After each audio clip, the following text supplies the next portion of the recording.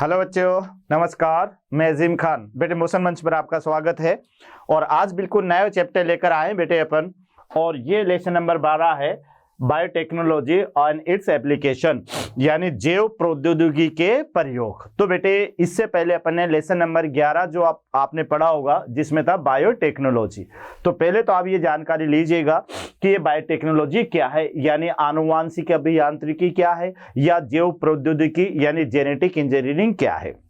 तो बच्चों यहाँ पर अपन ने क्या किया था कि किसी भी पादप से या सजीव से एक वांछित जीन को चुनाव किया था, और वांछित जीन को किसी वाहक डीएनए के साथ में जोड़ करके और उसे किसी नए सजीव में प्रवेश करवाकर एक उच्च गुणों वाले पादप और जंतु बनाए गए थे, जिन्हें अपन ने पराजिनी पादप या पराजिनी जंतु कहा था। तो बेटे यहाँ पर आपको ये देखना है कि उसी बायोटेक्नोलॉजी मेथड से उसका उपयोग कहाँ कहाँ पर किस किस क्षेत्र में किया जा सकता है। तो यहाँ पर एप्लीकेशन अपन को पढ़नी है, इनका बेटे एक प्रयोग अपन को पढ़ना है। तो कोई ज्यादा इसमें वो नहीं है बेटे, बस याद करने वाला टॉपिक है। तो ये एनसीईआरटी के अकॉर्डिंग अपन ने यहाँ पर लिया है। तो पहले तो अपन कृषि क्षेत्र में देखेंगे कि कृषि क्षेत्र में बेटे बायोटेक्नोलॉजी का क्या क्या प्रयोग हुआ। तो कृषि क्षेत्र में याद रखिएगा बेटे कि वांछित जीन का चुनाव करके अपन ने वहां पर पराजिनी पौधे बनाए, और पराजिनी पौधे उच्च गुणों वाले होते हैं जो सामान्य पौधों से ज्यादा फसल देते हैं। उन्हें बेटे जेनेटिकली मॉडिफाइड प्लांट भी कहेंगे, या जेनेटिकली मॉडिफाइड ऑर्गेनिज्म या जेएमओ भी कहा जाता है। उसके बाद में बेटे ये चिकित्सा क्षेत्र में अपन देखेंगे। तो चिकित्सा क्षेत्र में यहाँ पर आप देखिएगा कई प्रकार के हार्मोन इससे बनाए गए हैं, कई प्रकार के एंटीबायोटिक्स यहाँ पर बनाई गई है, कई प्रकार के जो है बेटे टीके वगैरह जो है वह बायोटेक्नोलॉजी के माध्यम से बनाए गए हैं। इस तरह से इस अध्याय के अंदर अपन को यही पढ़ना है कि ये जो बायोटेक्नोलॉजी एक मेथड था, बायोटेक्नोलॉजी एक टेक्निक थी, उस टेक्निक का उपयोग कहां कहां किया गया है। तो कृषि क्षेत्र में, एग्रीकल्चर क्षेत्र में बेटे उसका उपयोग किया गया है, जो है उसका चिकित्सा क्षेत्र में उसका उपयोग किया गया है, और भी बेटे कई सारे फील्ड है जहां पर जो है उसका उपयोग किया गया है। तो आइए बच्चों अपन सबसे पहले पढ़ते हैं कृषि क्षेत्र में इसका उपयोग।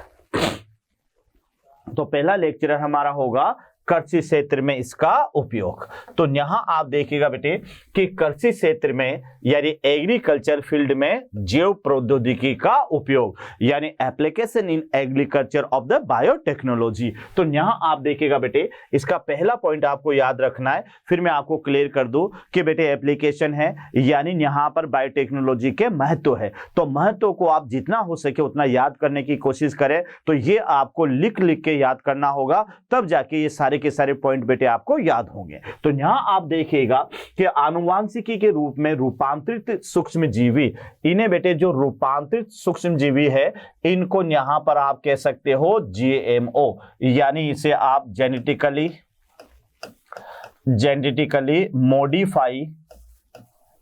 मॉडिफाइड ऑर्गेनिज्म, यानी ये भी कह सकते हो बेटे। तो यहां आप देखिएगा आनुवांशिकी रूप से रूपांतरित सूक्ष्म जीवों में कवक हो सकती है, पौधे हो सकते हैं, और जंतु का उपयोग करते हुए जैविक पदार्थों को औद्योगिक स्तर पर उत्पादन किया जाता है। तो ये यहां पर आपको समझने वाली बात है बेटे कि जो आनुवांशिकी अभियांत्रिकी है उसके माध्यम से कुछ कवक को, कुछ पौधों को या जंतुओं को मॉडिफाइड फॉर्म उनकी बनाई जाती है बेटे, और उनका प्रयोग करके उनसे कई तरह के उत्पाद औद्योगिक स्तर पर बनाए जाते हैं। तो यह आपको याद रखना है। सेकेंड पॉइंट आप यहां पर लीजिएगा कि बायोटेक्नोलॉजी का उपयोग चिकित्सा क्षेत्र में किया जाता है, निदान सूचक में किया जाता है, कृषि में आनुवांशिकी रूपांतरण फसलों में, संसाधित खाद्य जैव सुधार में किया जाता है, अपशिष्ट पदार्थों के प्रतिपादन में और ऊर्जा उत्पादन में हो रहा है। यानी ऐसा नहीं है बेटे कि बायोटेक्नोलॉजी का प्रयोग केवल कृषि क्षेत्र में ही हो रहा है। आप यहां देख ले, ये क्वेश्चन आ सकता है कि बायोटेक्नोलॉजी का जो प्रयोग है या बायोटेक्नोलॉजी का जो सिग्निफिकेंस है बेटे, ये कहां कहां पर है, किस किस क्षेत्र में बायोटेक्नोलॉजी यूज आती है। तो यहां ये इस पर्पस से ये पॉइंट बहुत इंपॉर्टेंट है। तो चिकित्सा क्षेत्र में आपको याद रखना है बेटे निदान सूचक है, यानी कई प्रकार का रोगों का निदान कैसे होता है वहां पर इसका प्रयोग किया जाएगा। कृषि क्षेत्र है वहां पर प्रयोग किया जाएगा। रूपांतरित फसलें हैं माने मॉडिफाई क्रॉप कैसे बनाई जाएगी वह यहाँ पर प्रयोग किया जाएगा। संसाधित खाद्य बेटे यानी खाद भी फर्टिलाइजर कैसे बनाया जाएगा इसके माध्यम से, और जैव सुधार के अंदर भी इसका प्रयोग हो रहा है। तो कहाँ कहाँ याद रखेंगे आप बायोटेक्नोलॉजी को, तो याद रखना बेटे चिकित्सा क्षेत्र में, कृषि क्षेत्र में, जैव सुधार में, आनुवांशिकी फसलों को मॉडिफिकेशन में, और साथ में बेटे कई प्रकार की जो है मेडिसिन बनाने में इसका प्रयोग किया जाता है। तो यहाँ आप ध्यान से देख ले कि बेटे पहला है कृषि क्षेत्र में जैव प्रौद्योगिकी के उपयोग। तो यहाँ पर आपको देखना है कि आनुवांशिकी रूप से बेटे जो रूपांतरित सूक्ष्म जीवी होते हैं, है ना, मॉडिफाई सूक्ष्म जीवी होते हैं, उसमें क्या क्या आपको याद रखना है, कवक हो सकता है, पौधे हो सकते हैं, जंतु हो सकते हैं, का उपयोग करते हुए उनसे जैविक पदार्थों का उत्पादन किया जाता है, जिनका प्रयोग विभिन्न प्रकार के औद्योगिक स्तर पर किया जाता है। फिर आगे आपको दूसरे पॉइंट में याद रखना है कि बायोटेक्नोलॉजी का जो प्रयोग है या बायोटेक्नोलॉजी कहां कहां पर यूज आती है बेटे, तो ये आपको याद रखना है। चिकित्सा क्षेत्र में इसका यूज होगा, है ना, यानी जो है एक तरह से चिकित्सा क्षेत्र मेडिसिन सेक्टर में इसका यूज होगा बेटे।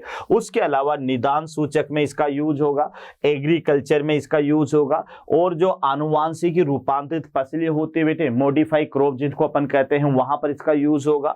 संसाधित खाद फर्टिलाइजर को किस तरह से बनाया जाए, और साथ में बेटे जैव सुधार में इसका प्रयोग होता है। तो ये तो आपको याद रखना है कि इन इन क्षेत्रों में जैव प्रौद्योगिकी का उपयोग होता है। अब यहां आप देखिएगा कि बायोटेक्नोलॉजी के 3 विवेचनात्मक अनुसंधान क्षेत्र हैं। तो पहला जो है वो तो है उन्नत जीवों जैसे सूक्ष्म जीव या शुद्ध एंजाइम के रूप में सर्वोत्तम उत्प्रेरक का निर्माण करना। यानी पहला पार्ट तो यह है बेटे कि यहां पर आप देखिएगा कि उन्नत जीवों में जो सूक्ष्म जीवी हैं या शुद्ध एंजाइम के रूप में उत्प्रेरक का कार्य करना। तो ये थोड़ा सा आपको याद रखना है कि पहला क्षेत्र जो है बायोटेक्नोलॉजी का उन्नत किस्म के जीवों को बनाना है, उन्नत किस्म के एंजाइमों को बनाना है जो कि एक प्रकार के हाई लेवल बायो कैटलिस्ट के रूप में वो काम करे या जैव उत्प्रेरक के रूप में वह काम करे। अगला बेटे इसका जो क्षेत्र है वो उत्प्रेरक के कार्य है, तो अभियांत्रिकी द्वारा सर्वोत्तम परिस्थितियों का निर्माण करना है, यानी ऐसी कंडीशन डेवलप करना है जिसके अकॉर्डिंग बेटे कोई जीव ज्यादा वृद्धि करे या बेटे वहां से उसकी उत्पादक क्षमता ज्यादा हो। तो एक तो उत्प्रेरक की मौजूदगी में एक सर्वोत्तम इन्वायरमेंट डेवलप करना है, सर्वोत्तम परिस्थितियां उत्पन्न करना है। तीसरा बेटे याद रखिएगा कि इसका जो प्रयोग है प्रोटीन या कार्बनिक यौगिकों के शुद्धिकरण में भी इसका प्रयोग किया जाता है। तो यहां आप ध्यान से देख लें कि बेटे जो जैव प्रौद्योगिकी है यानी जो बायोटेक्नोलॉजी है वह 3 विवेचनात्मक अनुसंधान क्षेत्र है, यानी 3 स्टेप में यह काम कर रही है। पहला स्टेप तो याद करना कि विभिन्न प्रकार के उत्प्रेरकों का निर्माण करना। विभिन्न प्रकार के जो कैटलिस्ट होते हैं बेटे ये एंजाइम होते हैं जो प्रोटीन के बने होते हैं, और ये करते क्या हैं कि ये क्रिया की दर को घटा देते हैं, यानी समय तो संकीर्ण ऊर्जा को कम करके क्रिया की दर को बढ़ाने वाले जो मटेरियल होते हैं बेटे ये मटेरियल कहलाते हैं उत्प्रेरक। तो इस बायोटेक्नोलॉजी के माध्यम से कई प्रकार के सूक्ष्म जीवों का प्रयोग करते हुए और कई प्रकार के उत्प्रेरकों को तैयार किया जाता है। तो ये तो इसका पहली स्टेप है। दूसरे स्टेप में आपको याद रखना है कि आनुवांशिकी अभियांत्रिकी के माध्यम से जैव उत्प्रेरक के लिए एक सर्वोत्तम परिस्थितियां उत्पन्न करना है कि कौन सी परिस्थितियों में जो एंजाइम है वो बेटे अनुकूलित रहेगा, कौन सी परिस्थितियों में वो सर्वाइव नहीं कर पाएगा, जिसे किस पीएच पर ये काम करेगा, किस पीएच पर ये काम नहीं करता है, कितने तापमान पर ये काम करता है, ये सारी परिस्थितियां भी बेटे इसके माध्यम से बनाई जाती है। उसके बाद में फिर आप देखिएगा बेटे कि प्रोटीन और कार्बनिक यौगिकों के रूप में अब जब उत्प्रेरक किसी उस पर काम करेंगे तो बेटे वहां पर प्रोटीन भी बनेगी या कई प्रकार के कार्बनिक मटेरियल भी बनेगा। तो इन कार्बनिक मटेरियल के शुद्धिकरण के अंदर भी बेटे इसका प्रयोग किया जाता है। तो ये 3 स्टेपों के अंदर आपको याद रखना है जहां पर जो है क्या कहते हैं बायोटेक्नोलॉजी का प्रयोग किया जाता है।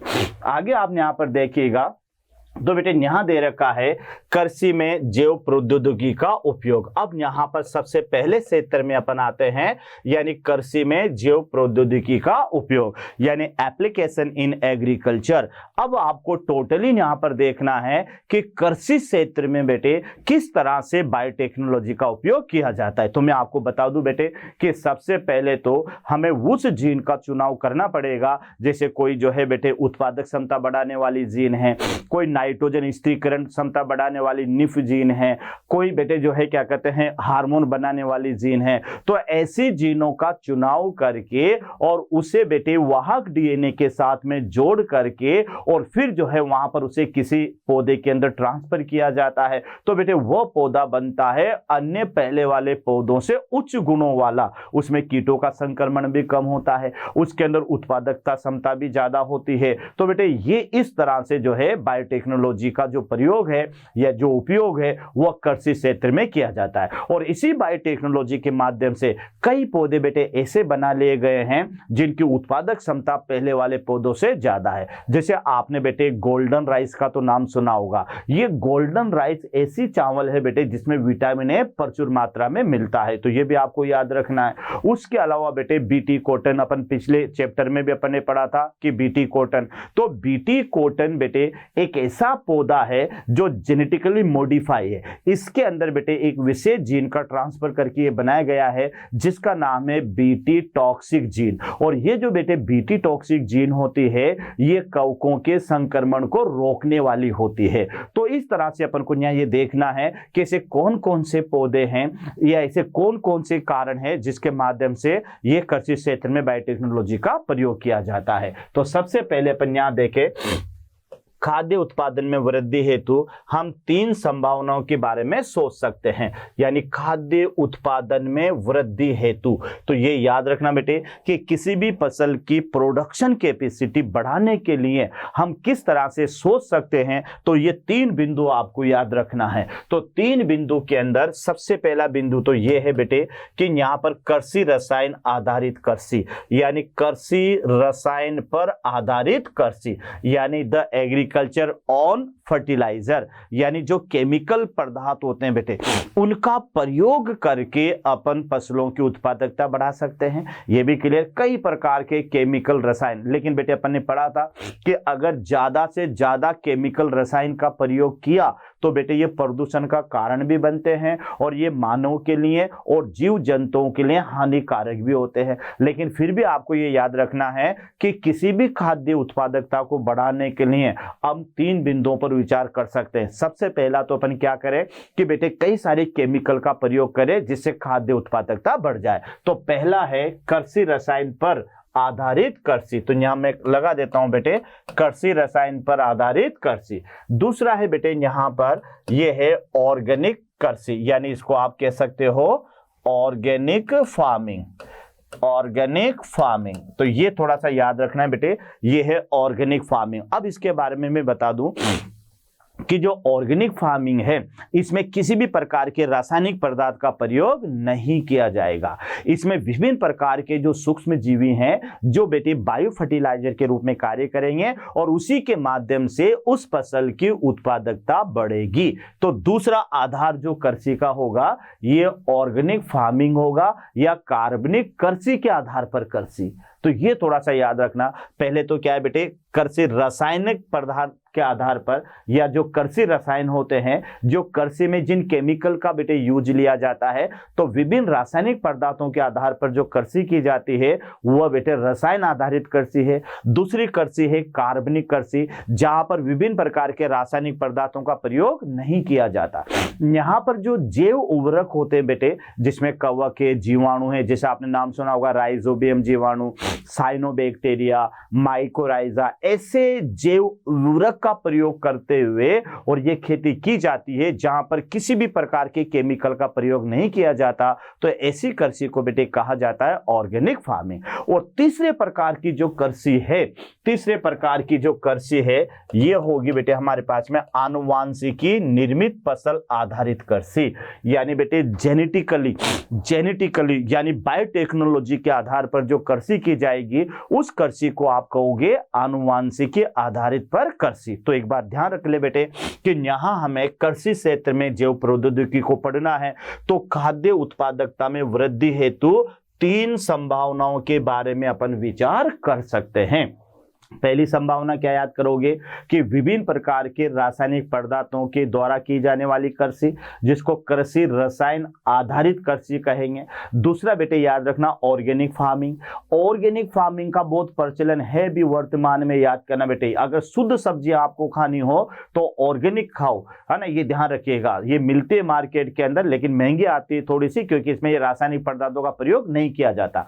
तो बेटे याद रखिएगा कि बिना रासायनिक पदार्थों के प्रयोग से विभिन्न प्रकार के जो जैव उर्वरक होते हैं उन पर आधारित जो कृषि की जाती है उस कृषि को ऑर्गेनिक फार्मिंग यानी कार्बनिक कृषि कहते हैं। और तीसरी कृषि याद करना बेटे, जो अपन जेनेटिकली मॉडिफिकेशन से या आनुवांशिकी अभियांत्रिकी के माध्यम से जो कृषि की जाएगी उसे बेटे अपन कहेंगे आनुवांशिक निर्मित फसल। क्लियर? तो ये 3 मेथड है जिसके आधार पर हम कृषि कर सकते हैं। क्लियर? अब देखिएगा बेटे, उत्पादन में वृद्धि के लिए क्या करना है कि उत्पादन में वृद्धि आंशिक रूप से उन्नत किस्मों को फसल के उपयोग के कारण है, जबकि वृद्धि में मुख्यतः उत्पन्न प्रबंध की व्यवस्था और कृषि रसायनों तथा पीड़कनाशकों का प्रयोग एक कारण है। यानी बेटे ध्यान रखना कि उत्पादन में वृद्धि आंशिक रूप से उन्नत किस्मों के प्रयोग के कारण है। यानी जो बेस्ट किस्म की फसल होगी बेटे वो तो उत्पादकता बढ़ाएगी से, लेकिन फिर बेटे देखो जबकि वृद्धि में मुख्यतः उन्नत प्रबंध की व्यवस्था, अब इसमें क्या क्या है, यानी कृषि रसायनों का या पीड़कनाशियों का प्रयोग करने का एक कारण है। यानी यहां आप देख ले कि बेटे नॉर्मल जो उत्पादकता बढ़ाई जाएगी, नॉर्मल उत्पादकता वो तो किसके आधार पर बढ़ेगी कि या तो मैंने आपसे क्या कहा कि कई प्रकार के केमिकल रसायनों का प्रयोग करें, कई प्रकार के केमिकल रसायनों का प्रयोग करें, उसके अलावा बेटे कई प्रकार के पीड़कनाशियों का प्रयोग करें, जिसके आधार पर जो है वो उत्पादक क्षमता में वृद्धि हो सकती है। तो ये थोड़ा सा आपको जानकारी लेनी है कि बेटे उत्पादकता में वृद्धि आंशिक रूप से उन्नत किस्मों फसलों के उपयोग के कारण हो सकती है और उच्च मैनेजमेंट जिसमें कृषि रसायन का प्रयोग भी है और पीड़कनाशों का प्रयोग भी है एक कारण हो सकता है। तो बेटे ये 2 पॉइंट और याद रख लें कि अगर नॉर्मली जो फसल उत्पादकता बढ़ानी हो तो बेटे एक तो उच्च मैनेजमेंट वहां पर होना चाहिए, या फिर ऐसी फसल जो पहले से उच्च गुणों वाली हो, उसके कारण भी उत्पादकता बढ़ सकती है। आगे यहां पर आप देखिएगा कि आनुवांशिक जानकारी के लिए आपको याद रखना है बेटे कि आनुवांशिक जानकारी का प्रयोग हेतु किसान अपने खेतों में सर्वाधिक उत्पादन ले सकेंगे, क्योंकि ये भी आपको याद रखना है कि आने वाले समय में बेटे जेनेटिक्स का ही है। तो जो किसान जितना ज्यादा आनुवांशिकी के बारे में जानकारी रखेगा, जितना ज्यादा बेटे जेनेटिकली इंजीनियरिंग के बारे में जानकारी रखेगा, वह किसान अपने खेतों से ज्यादा फसल का उत्पादन कर सकेगा। तो यह भी याद रखना है कि आने वाले समय के अंदर बेटे ये फसल उत्पादक आनुवांशिक अभियांत्रिकी के आधार पर बढ़ाया जा सकेगा। ऐसे पौधे, जीवाणु और कवक और जंतु जिनके जीन्स अस्तिकौशल द्वारा परिवर्तित किए जा चुके हैं आनुवांशिक रूपांतरित जीव कहलाते हैं।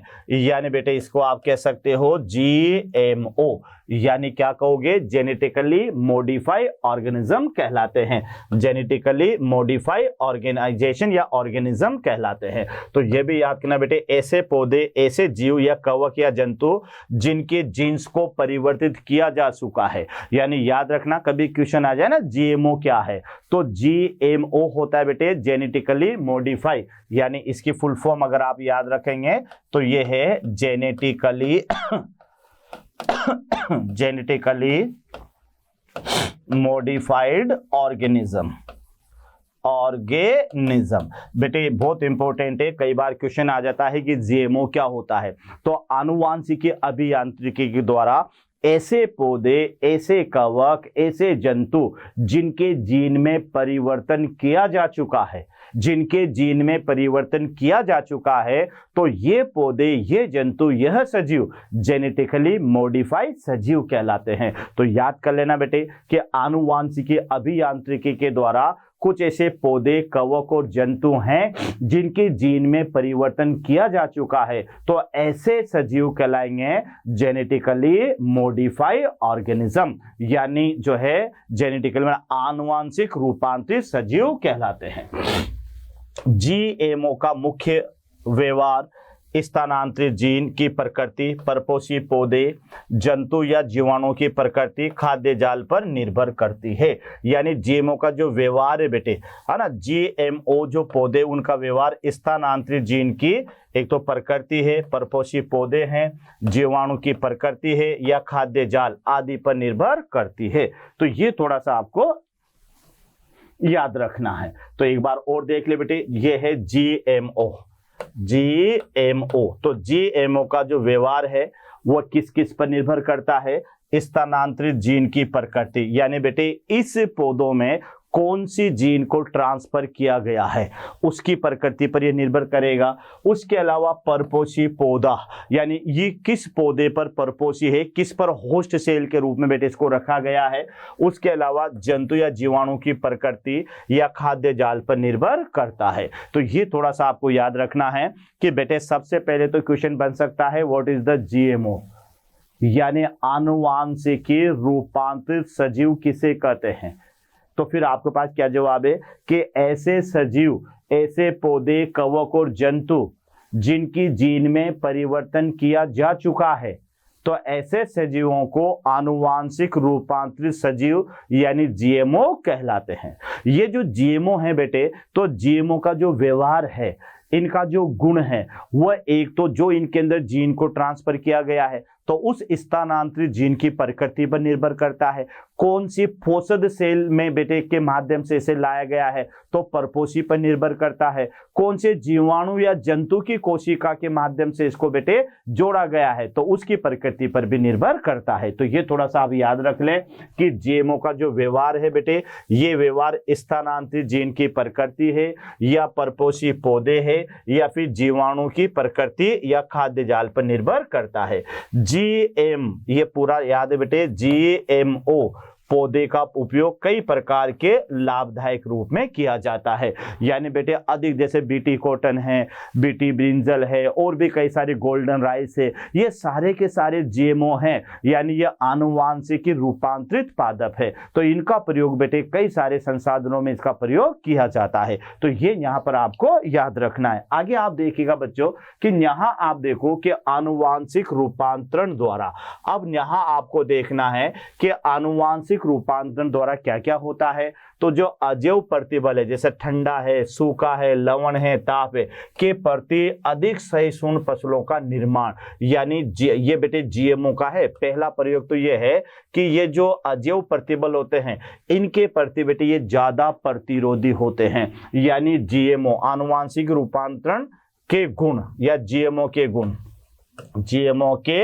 गुण, ये आपको याद रख ले कि जो पौधा जीएमओ है उसके क्या क्या गुण यहाँ पर होंगे। तो ये जो जीएमओ पौधे होते बेटे, जो आनुवांशिकी रूपांतरण के माध्यम से बनाए जाते हैं, इनमें जो प्राकृतिक कारक होते हैं, जिसमें बेटे क्या क्या है, सूखा है, ठंडा है, लवण है, तापमान है, इनके प्रति ये पौधे अधिक सहिष्णु होते हैं। सहिष्णु का माने इनके प्रति ज्यादा अनुकूलित होते हैं, इन पर इनका ज्यादा प्रभाव नहीं पड़ता है। तो ये आपको याद रखना है। उसके अलावा बेटे सेकंड नंबर पर आप देखिएगा रासायनिक पीड़कनाशकों पर कम निर्भरता करना, यह भी इनका प्रयोग हो गया। यानी जो जीएमओ प्लांट होते हैं ये रासायनिक पीड़कनाशकों पर कम निर्भर करते हैं। मतलब ये है कि जीएमओ जो प्लांट्स होते हैं बेटे, इन पर केमिकल फर्टिलाइजर का कम असर होता है या इन पर किसी भी पीड़कनाशकों को संक्रमण को रोकने के लिए कम रासायनिक पदार्थों की आवश्यकता पड़ेगी। यानी कहने का मतलब ये हुआ कि जो जीएमओ प्लांट होते हैं बेटे, वह रासायनिक जो क्या कहते हैं पीड़कनाशी होते हैं, इनके ऊपर इनकी निर्भरता कम होती है। तो ये थोड़ा सा आपको याद रखना है।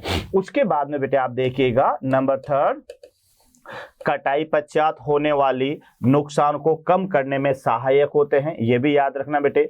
यानी जो हार्वेस्टिंग होती है, हार्वेस्टिंग के दौरान बेटे कई फसलें ऐसी होती है जहां पर ज्यादा नुकसान होता है, यानी उन फसलों को काटते समय वेस्टेज बहुत ज्यादा होता है। लेकिन जो जेनेटिकली मॉडिफाइड प्लांट होते हैं बेटे, इनकी फसल कटाई के बाद में जो नुकसान होता है वो सामान्य पौधों की तुलना में कम होता है। तो बेटे फिर आप याद कर लो कि यहां पर बहुत इंपॉर्टेंट है जीएमओ, ये याद कर लेना, यहां से क्वेश्चन बन सकता है बेटे। तो यहां आपको याद रखना है, पहले तो जीएमओ होते क्या है बेटे, एक बार आप फिर याद कर ले।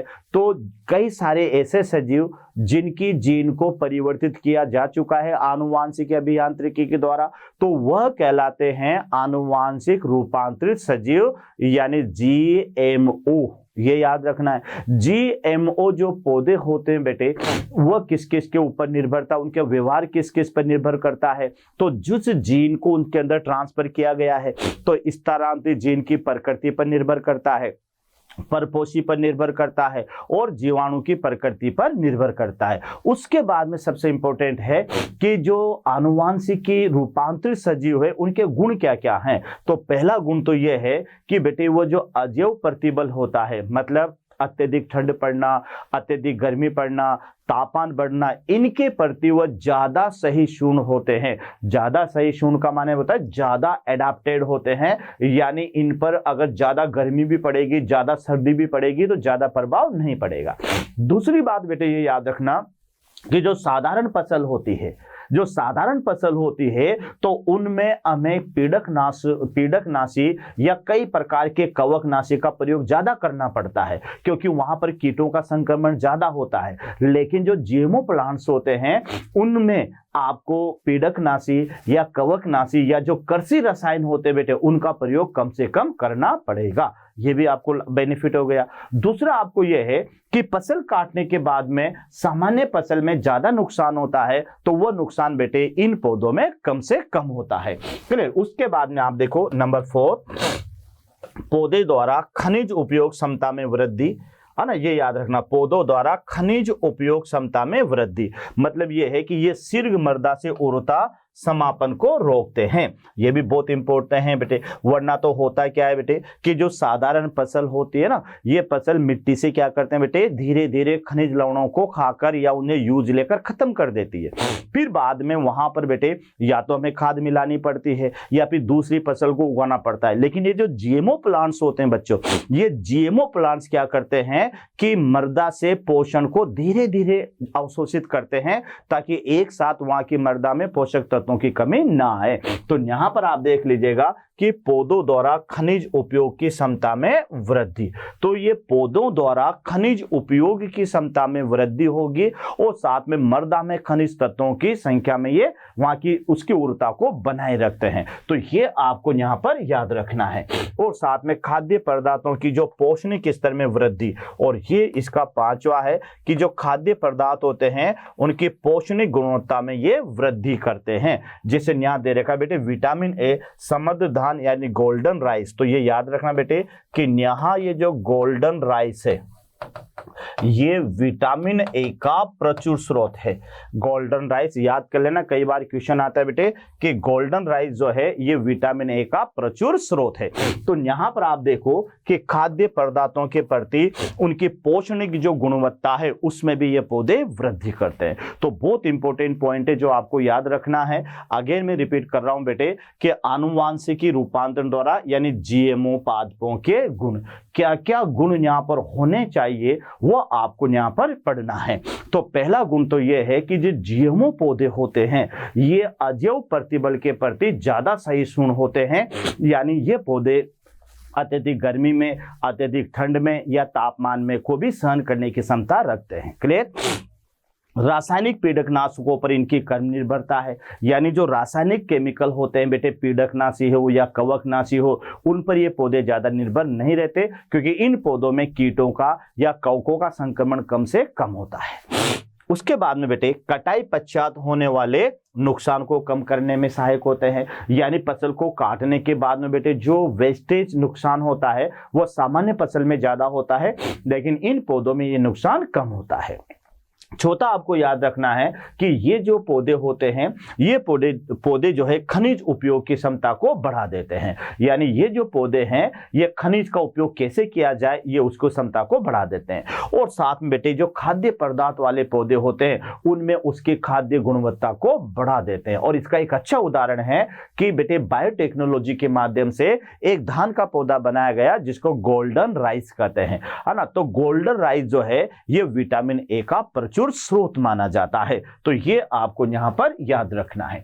आगे देखिएगा बेटे कि बीटी एक प्रकार का जीव विष है जो एक जीवाणु जिसका नाम है बेसिलस थ्यूरोजिनेंसिस से प्राप्त करते हैं, से निर्मित होता है। तो ये थोड़ा सा याद रखना, यानी बीटी।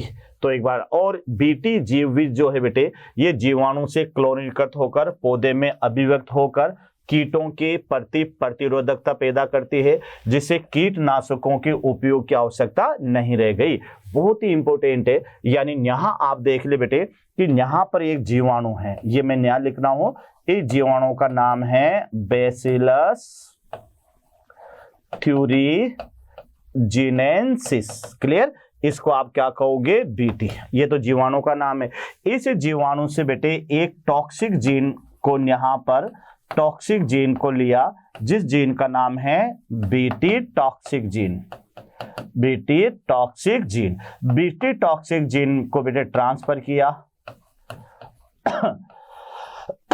प्लांट्स के अंदर, और यहां पर बेटे एक प्रोटीन उत्पन्न होती है और ये प्रोटीन का नाम है क्राई प्रोटीन। ये जो क्राई प्रोटीन है ये कीटों के लार्वा को नष्ट करती है, कीटों के लार्वा को नष्ट, कीटों के लार्वा को नष्ट। तो ये यहां पर एक तरह से क्या हो गया बेटे? कीटनाशी हो गया। मतलब ये है कि अब इन पौधों में किसी कीटनाशी रासायनिक पदार्थ की जरूरत नहीं है।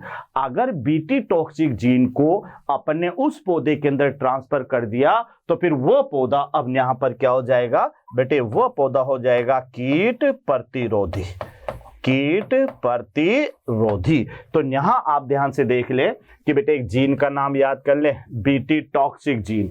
यानी बीटी एक प्रकार की जीव विष है जो एक जीवाणु जिसका नाम है बेसिलस थ्यूरोजिनेंसिस, बेसिलस थ्यूरोजिनेंसिस कहते हैं, से निर्मित होता है। बीटी जीव विष से क्लोनिंग होकर ये पौधों में होकर कीटों के प्रति प्रतिरोधकता पैदा करता है, जिससे कीटनाशकों के उपयोग की आवश्यकता नहीं रह गई है। यानी उसको यहां से समझ लो बेटे कि बेसिलस थ्यूरोजिनेंसिस एक जीवाणु है जिससे एक टॉक्सिक जीन प्राप्त होती है जिसको बीटी टॉक्सिक जीन कहते हैं। बीटी टॉक्सिक जीन एक विशेष प्रोटीन बनाते बेटे, उस प्रोटीन का नाम है क्राई प्रोटीन यानी क्रिस्टल प्रोटीन। और यह प्रोटीन कीटों के लार्वा को खाती है।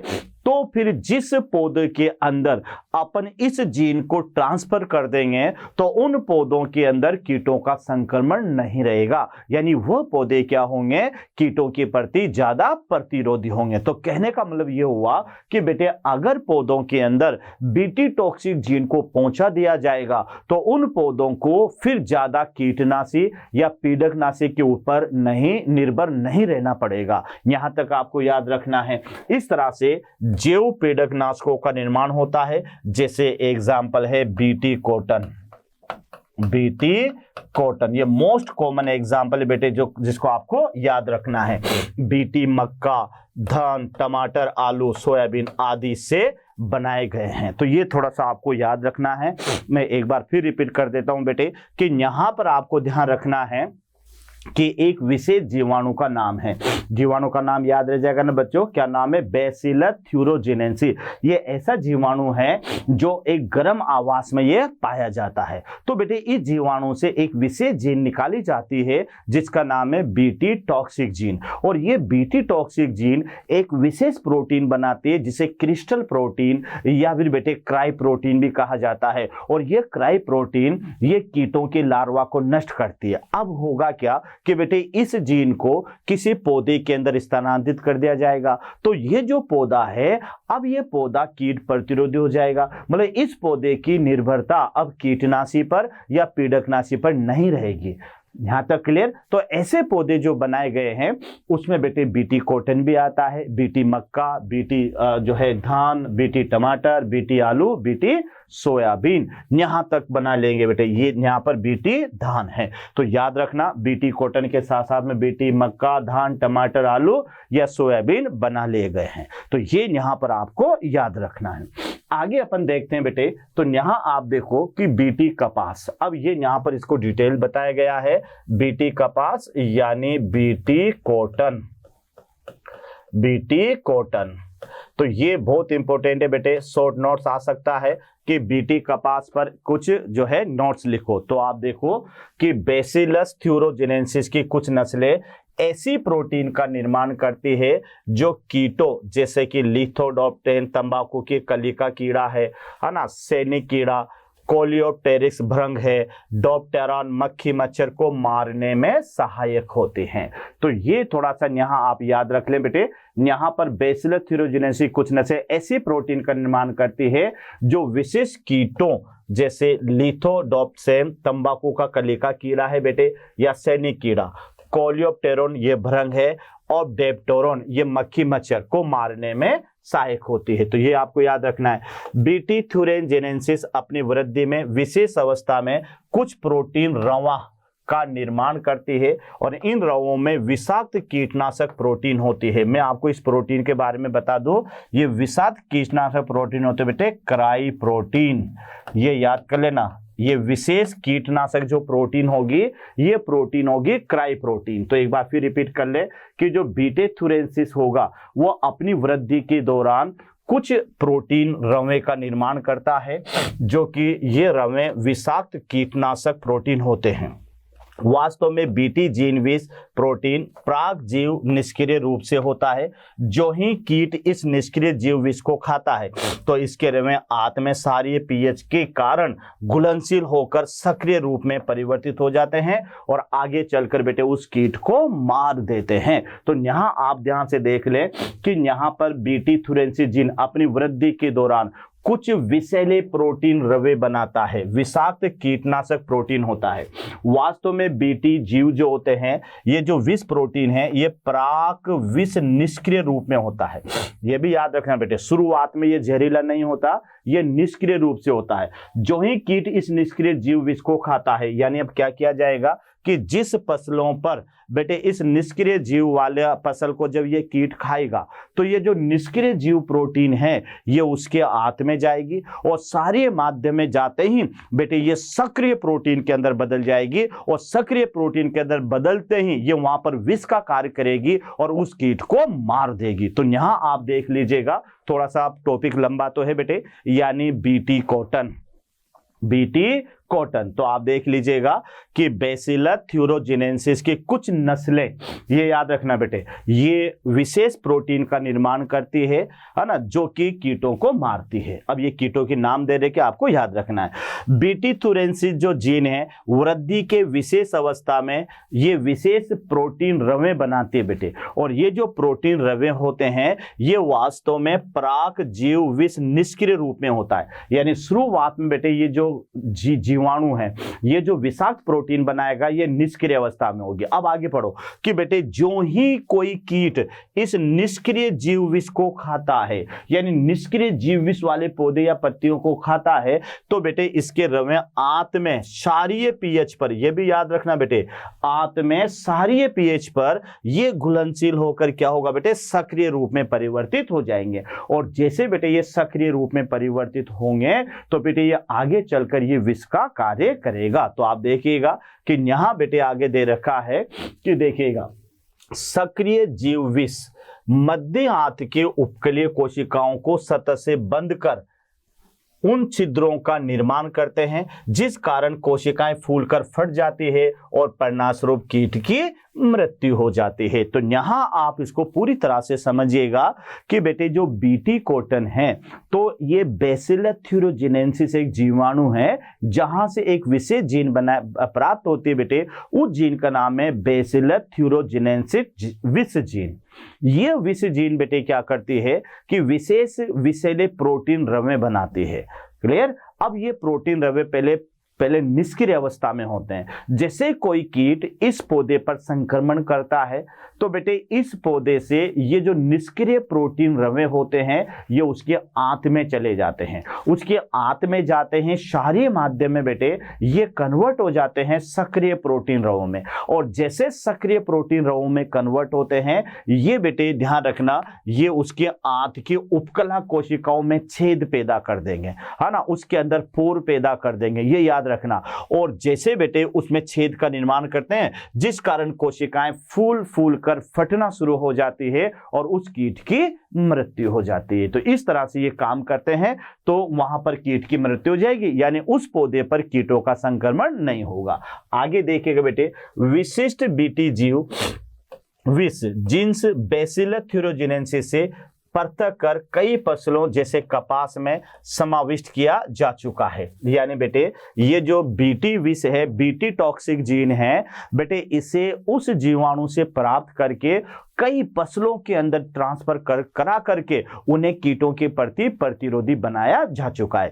तो अगर ये कपास के अंदर ट्रांसफर करवाया जाता है तो वहां पर बीटी कॉटन बनेगी, अगर ये सोयाबीन में ट्रांसफर करवाया जाता है तो ये बीटी सोयाबीन भी यहां पर बन जाती है। तो यहां आप देख लीजिएगा कि बेटे यहां पर विशिष्ट बीटी जीव विष जीन्स बैसिलस थ्यूरोजिनेंसिस से पृथक करके और कई फसलों के अंदर जैसे कपास में समाविष्ट किया जा चुका है। जीव विष जिस जीन द्वारा कूटबद्ध होते हैं उसे क्राई कहते हैं, जिस जीन उसे क्राई कहते हैं, और ये कई प्रकार के होते हैं। उदाहरण जैसे प्रोटीन जीन क्राई फर्स्ट लेसी, क्राई फर्स्ट एल सी, ये याद रखना बेटे। और एक है यहां पर यानी क्राई 2LB, तो ये थोड़ा याद रखना, यानी एक तो बेटे होगा क्राई फर्स्ट LC और एक क्राई सेकंड LB, ये जीनों के नाम हैं जो आपको याद रखना है। तो एक बार फिर देख लें बेटे, ये जो बीटी जीन होती है ये बैसिलस थ्यूरोजिनेंसिस जीवाणु से प्राप्त की जाती है और इस जीन को वहां से पृथक करके कई पौधों में इसका समावेश करवा करके और एक प्रकार के इन्हें कीट प्रतिरोधी बनाया जा सकता है। यहां आप देखिएगा कि जीव विष जिस जीन द्वारा कूटबद्ध होते हैं उसे क्राई कहते हैं, ये याद रखना बेटे। ये जो टॉक्सिक जीन है जिस जीन द्वारा कूटबद्ध होते हैं उन्हें क्राई कहते हैं और ये कई प्रकार के होते हैं। उदाहरण के तौर पर जो प्रोटीन जीन क्राई फर्स्ट, यानी एक तो याद रखना बेटे, यानी द्वारा कूटबद्ध होते हैं, जैसे पहले तो है क्राई फर्स्ट LC और दूसरा है क्राई सेकंड LB, तो ये यहां पर आपको याद रखना है। आगे आप देखिएगा कीट प्रतिरोधी पौधा, कीट या पीड़क प्रतिरोधी पौधा किसे कहेंगे बेटे? ऐसा पौधा जिस पर पीड़कों का संक्रमण नहीं होता है उसे कहा जाता है पीड़क प्रतिरोधी पौधा। तो आइए ये कैसे बनेगा पीड़क प्रतिरोधी पौधा? तो यहां आप देखिएगा मानव सहित जंतु व कई किस्मों के पौधों पर परजीवी होते हैं। ये तो आपको भी याद है कि मानव हो या जंतु हो या बेटे कई पौधे हों, है ना, इन पर हजारों लाखों की संख्या में सूक्ष्मजीवी पाए जाते हैं। जैसे आपको मैं बता दूं कि अगर वायदेव हमारा शरीर है तो हमारे शरीर की स्किन पर भी बेटे हजारों जीवाणु होंगे, कई जंतु होते हैं उनके शरीर पर भी हजारों जीवाणु होंगे, कई पौधे होते हैं उनके शरीर पर भी हजारों सूक्ष्म रोगी प्रेजेंट होते हैं। लेकिन बेटे यहां पर आप देखिएगा कि जो मानव सहित है कुछ जंतु उनकी किस्मों पर या पौधों पर अनेक परजीवी मौजूद होते हैं। सूत्रकृमि, मिल्वा डेगाइन और इनकोग्निसिया तंबाकू को पौधे की जड़ों को संक्रमित कर उन्हें पैदावार को काफी कम कर देते हैं। तो ये थोड़ा सा याद रखना बेटे। एक सूत्रकृमि है, थ्रिड वर्म है जिसका मिल्वा डेगाइन और